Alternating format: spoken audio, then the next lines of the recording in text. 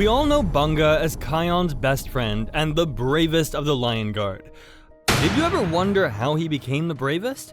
Well, he might have to thank his uncles, the ones that raised him, Timon and Pumbaa, for that.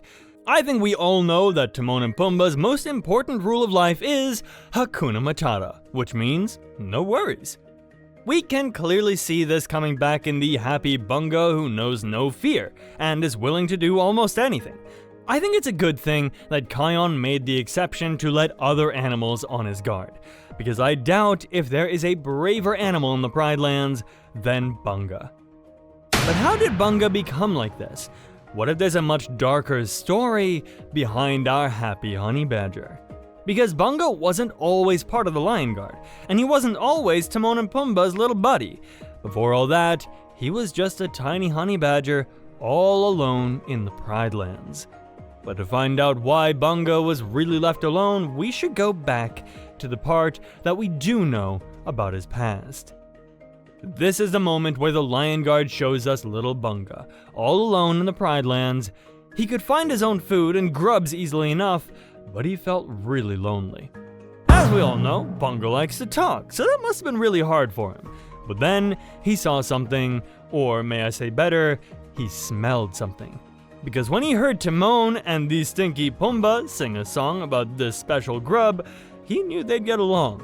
But when Pumbaa wanted to keep him, Timon wasn't so sure at first. They'd already raised a whole lion. They shouldn't get another kid. But when they realized how brave Bunga was, Timon's mind slowly started to change. Because the little Bunga even dared to get bugs from a really high tree, and that is when Timon was sold. There were the tastiest utamu bugs that only come out once a year during the rainy season, and Timon had always been too scared to get them. So from that moment on, Bunga went with Timon and Pumbaa. It's a heartwarming story of finding family, but it still leaves us with a burning question. What happened before that day? Why was baby Bunga all alone? The show never answers this, and here's what I think happened. Let's start by understanding what kind of animal Bunga actually is. Bunga is a honey badger, and in real life, honey badgers are known for being incredibly tough and fearless. If you've ever seen videos of real honey badgers, you know they're not afraid of anything. Not snakes, not lions, nothing. They're also usually loners, because they are solitary animals. And when we look at the nature of honey badgers in real life, we learn that the mother is the only one that takes care of the baby. They grow up in a den, since they are really vulnerable when they are just born, and after 3 months they start to come out of the den and follow their mother to learn their hunting skills. When they know how to hunt and fend for themselves, their mother leaves them all alone and lives by herself again. Sometimes this is already after 6 months, so this could also be what has happened to little Bunga. He was really young, but already knew pretty well how to hunt. He probably couldn't have taught himself, so his mother must have been there for some part of his life. But hey, maybe Bunga's mom wasn't that cruel to just leave him, so I do have 2 other options of what might have happened to his mom. Because we all know that the Pride Lands can be full of weird, scary animals. Even though honey badgers are tough and not quick to get afraid, it could be that his mother was scared off. Maybe Bunga's mom was moving him from one den to another when she heard something. In the Pride Lands, there are always dangers. Stampedes, predators, rock slides. Maybe they got separated during some kind of emergency, and his mom just couldn't find her way back to him. But as I already mentioned, honey badgers are not scared off easily, so I doubt this is really what happened. So, what if his mom got attacked? Honey badgers are super tough, but they're not invincible. Even though Bunga thinks they are immune to any kind of venom, they're still not immune to all predators. She could have been overwhelmed by a group of hyenas or caught off guard by a big predator. Think about it. We've seen how dangerous the Pride Lands can be in the movies and the show. Remember the wildebeest stampede that killed Mufasa, or all the other battles we've seen through the series? It's a beautiful place, but also a dangerous one where not everyone survives.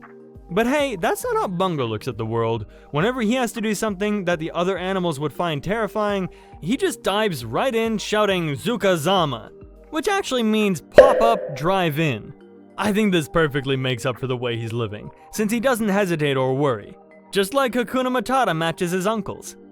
But what if there's more to it? What if Zuka zama is actually Bunga's way of dealing with his lonely start to life?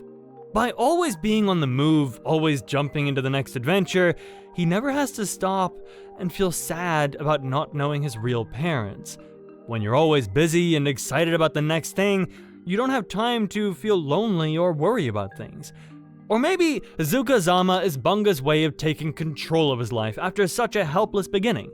Instead of being a victim of circumstances, he faces every challenge head on. It's like he's saying, yeah, I had a rough start, but look at me now, I'm not afraid of anything. What do you think?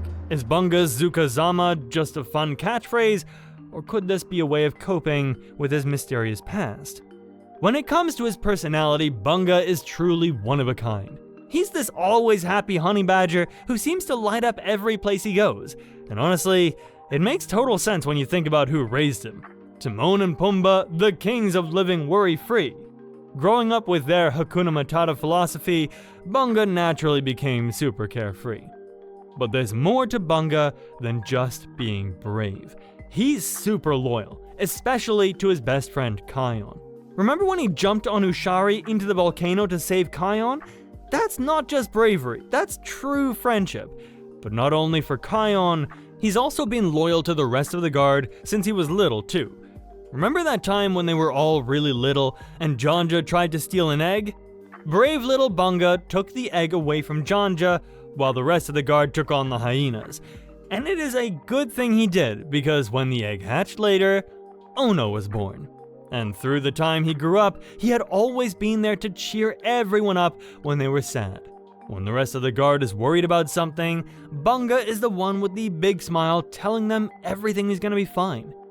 Of course, sometimes Bunga can be a bit too much. He doesn't really think before he acts, and this can get him and his friends into a bit of trouble. Even Rafiki had to tell him that he's too reckless sometimes.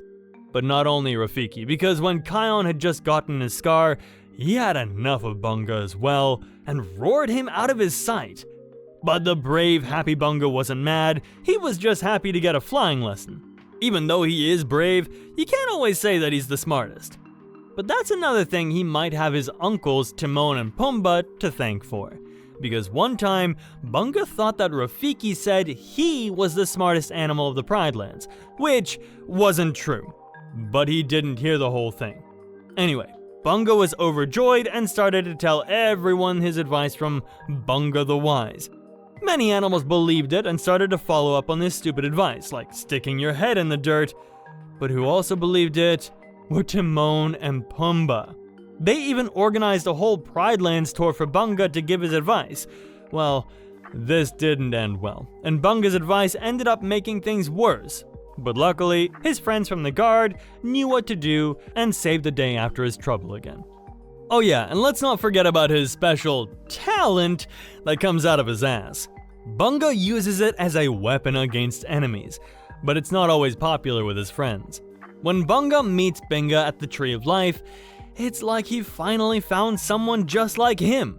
They both had never met another honey badger before, so they were really happy to have found each other. They're both excited honey badgers who love eating bugs and aren't afraid to use their stink.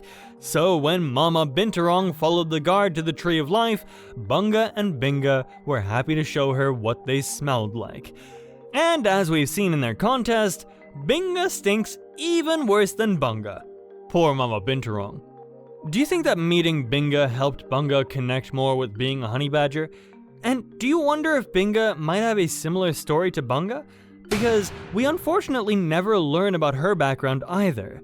But since she is also a honey badger, it is very likely that her mom left her to fend for herself when she was old enough. But because honey badgers normally live alone, it is very nice to see how well Bunga and Binga get along. But what makes Bunga truly special is how he went from being a lonely baby to having so many families who love him. He doesn't let his sad beginning define him. Instead of focusing on what he lost, he focuses on his friends and family that he has now, and the brave things he does every day.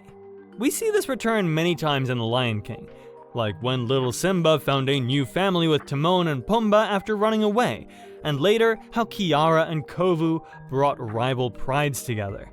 Bunga shows us that the bonds we form by choice are super strong. Even though his mom might have abandoned him, it didn't stop Bunga from trusting others again. It eventually made him even end up with Timon and Pumbaa, who couldn't be happier to have found him. They celebrate the day they met brave little Bunga every year with some utamu, the tastiest grub of the Pride Lands. But even though Bunga couldn't get the utamu one time, it was still a happy day, because the only thing that mattered was that they could celebrate the day they became a family. But what do you think happened to Bunga's real parents? And do you think that his Zuka Zama way of life comes from his mysterious past, or from growing up with Timon and Pumbaa? Let me know what you think in the comments down below, and if you can't get enough of the Lion Guard just like me, I got some good news for you. Since Disney was too lazy to create the Lion Guard Season 4, I took matters into my own hands and created my own. I'll link the playlist at the end of this video, so make sure you check that out. Don't forget to hit that notification bell so you won't miss any more of our new videos, and I'll catch you next time.